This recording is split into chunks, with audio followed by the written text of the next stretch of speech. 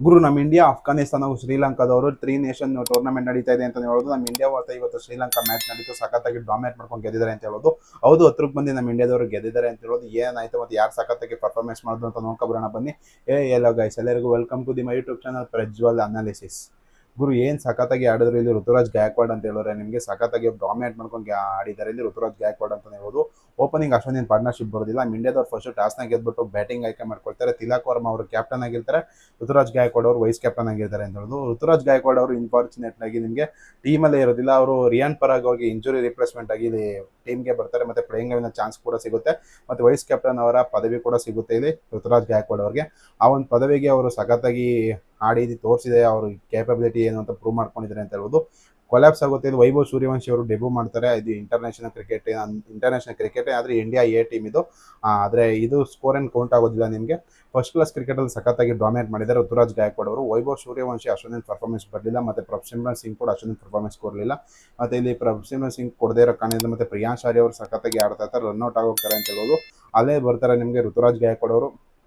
Innings stabilise ಮಾಡ್ಕೊಂಡು ಸಖತ್ತಾಗಿ ಆಡ್ತಾರೆ ಅಂತ ಹೇಳ್ಬೋದು. ಮತ್ತು ತಿಲಕ್ ವರ್ಮಾ ಗುರು ಸ್ಲೋಗಿ ಆಡ್ತಾ ಇದ್ದಾರೆ ಗುರು, ಸಖತ್ತಾಗಿ ಆಡಿದ್ರು ಕೂಡ 60 ರನ್ಸ್ ಸ್ಕೋರ್ ಮಾಡಿದ್ದಾರೆ. ಆದರೂ ಕೂಡ ಅಷ್ಟು ಸ್ಲೋಗೆ ಆಲ್ಮೋಸ್ಟ್ 90 ಬಾಲ್ಸಲ್ಲೇನೋ ನಿಮಗೆ 60 ರನ್ಸ್ ಸ್ಕೋರ್ ಮಾಡಿದ್ದಾರೆ. ಇದು ಋತುರಾಜ್ ಗಾಯಕ್ವಾಡ್ ಆಲ್ಮೋಸ್ಟ್ 110 ಬಾಲ್ಗಳನ್ನು 105 ರನ್ ಸಖತ್ತಾಗಿ ಡಾಮಿನೇಟ್ ಮಾಡಿದ್ದಾರೆ. ರನ್ನೇ ಬಾಲ್ ಆಡ್ಕೊಂಡು ಬಂದರು ಋತುರಾಜ್ ಗಾಯಕ್ವಾಡ್ ಅಂತ ಹೇಳೋದು. ಶ್ರೇಯಸ್ ಶೆಟ್ಗೆ ಮತ್ತು ಇಲ್ಲಿ ಆಯುಷ್ ಬದೋನಿ ಅವರು ಸಖತ್ತಾಗಿ ಮ್ಯಾಚ್ನ ಫಿನಿಶ್ ಮಾಡಿಕೊಟ್ರು. 268 ರನ್ ಟಾರ್ಗೆಟ್ ಆಗಿ ಕೊಡ್ತಾರೆ ಶ್ರೀಲಂಕಾ ಟೀಮ್ ಅವ್ರಿಗೆ. ಅದನ್ನ ಚೇಸ್ ಮಾಡೋಕ್ಕೆ ಅಂತ ಬರ್ತಾರೆ ಶ್ರೀಲಂಕಾ ಅವರು. ಓಪನಿಂಗ್ ಪಾರ್ಟ್ನರ್ಶಿಪ್ ಒಂದು ಸಖತ್ತಾಗಿ ಬರುತ್ತೆ. ಏನು ಸಖತ್ತಾಗಿ ಬೌಲಿಂಗ್ ಮಾಡ್ತಾರೆ ಅಂತ ಹೇಳಿದ್ರೆ ನಿಮ್ಗೆ ಅನ್ಶುಲ್ ಕಂಬೋಜ್ ಆಗಿರ್ಬೋದು, ಮತ್ತು ಅರ್ಷದ್ ಖಾನ್ ಆಗಿರ್ಬೋದು, ಮತ್ತು ನಿಮಗೆ ಅನುಕೂಲ್ ರಾಯ್, ಮತ್ತು ಆಯುಷ್ ಬದೋನಿ, ಯುವರಾಜ್ ನಿಗಮ್ ಸಖತ್ತಾಗಿ ಬೌಲಿಂಗ್ ಮಾಡಿದ್ದಾರೆ ಗುರು. ಸಖತ್ತಾಗಿ ಬೌಲಿಂಗ್ ಮಾಡಿ ಎಲ್ಲರಿಗೂ 2 ವಿಕೆಟ್, ಮತ್ತು ಅನ್ಶುಲ್ ಕಂಬೋಜ್ಗೆ 1 ವಿಕೆಟ್ ಬಿದ್ದು ಇಂಡಿಯಾ ಅವರು ಲಾಸ್ಟ್ ಓವರ್ 10 ರನ್ ಬೇಕಾಗಿತ್ತು. ಸಖತ್ತಾಗಿ ಬೌಲಿಂಗ್ ಮಾಡ್ಕೊಂಡು ಡಿಫೆಂಡ್ ಮಾಡ್ಕೊಳ್ತಾರೆ. 8 ರನ್ಗಳ ಭರ್ಜರಿ ಜಯ ಸಿಕ್ಕಿದೆ ನಮ್ಮ ಟೀಮ್ ಇಂಡಿಯಾಗೆ ಅಂತ ಹೇಳೋದು. ಇನ್ನೂ 2 ಮ್ಯಾಚ್ಗಳಿದೆ, ಯಾರ್ಯಾರು ಸಖತ್ತಾಗಿ ಪರ್ಫಾರ್ಮೆನ್ಸ್ ಮಾಡ್ತಾರೆ ಅಂತ ಹೇಳೋಕ್ಕಾಗೋದಿಲ್ಲ. ಇದು ನಮ್ಮ ಇಂಡಿಯಾವ್ರಿಗೆ ಯಾಕೆ ಅಂತ ಹೇಳಿದ್ರೆ, ನಮ್ಮ ಇಂಡಿಯಾ ಟೀಮ್ ಇನ್ನೂ 4 ಟೀಮ್ ಮಾಡ್ಬೋದು ಗುರು. ಅಷ್ಟು ನಮ್ಮ ಇಂಡಿಯಾದ ಕೇಪಬಿಲಿಟಿ ಇದೆ. ಬ್ಯಾಟ್ಸ್ಮನ್ಗಳಿದ್ದಾರೆ ಮತ್ತು ಬೌಲರ್ಸ್ಗಳಿದ್ದಾರೆ. ಆ ರೀತಿ ಯಂಗ್ ಪ್ಲೇಯರ್ಗಳು ಬರ್ತಾ ಇದ್ದಾರೆ ನಮಗೆ ಈ ಟೀಮ್ ಇಂಡಿಯಾಗೆ ಅಂತ ಹೇಳೋದು.